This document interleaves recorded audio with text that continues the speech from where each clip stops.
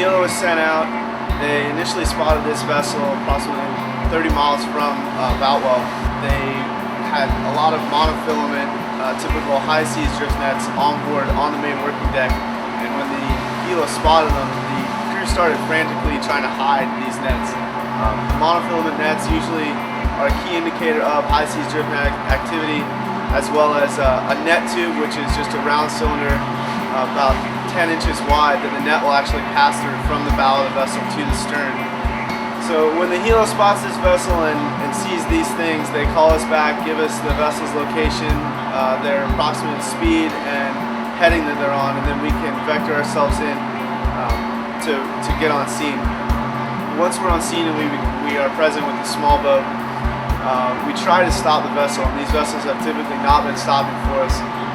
However, their top speed is usually only about 10 knots, but what we're looking for is the vessel taking on water? Is there any exposed wiring?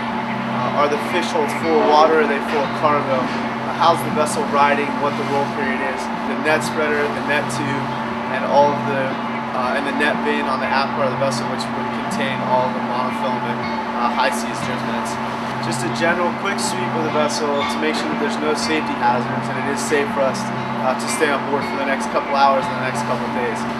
After that, we're going to send all that information back to Boutwell, and they're going to send it off to District 17, who's then communicating with the Chinese to get a disposition of what we want to do with the vessel.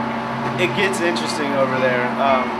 There's not very much room for the crew as it is, let alone another 6-man team to come on. We typically like to stay outdoors, that way we are safe and secure from the crew, but in the weather that we had the other night when we're in 20+ foot swells, we do stay in the pilot house.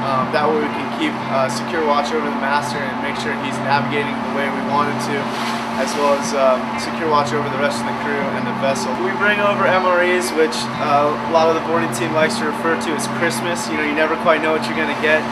So those are actually kind of a source of entertainment, as terrible as that sounds. But also the cooks on here are really good about providing us with hot food every now and then, and that's really appreciated. Warms us from the inside out, I guess.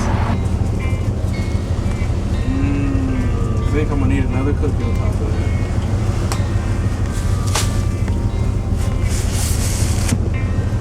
Yep. This extravaganza comes out. Extravaganza. I think our last one was definitely delectable. This was the first. No, it smells pretty good. Yeah, everything was closed. Just missing peanut butter. Why you just put honey in it? Good for you.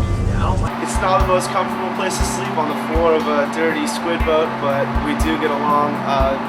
We just want to make sure the biggest thing is staying warm over there. When the weather's dropping into the low 40s overnight with 30+ knots of wind and the vessel's taking spray on that, I want to make sure that everyone on the team is well equipped with cold weather gear to stay warm for the night.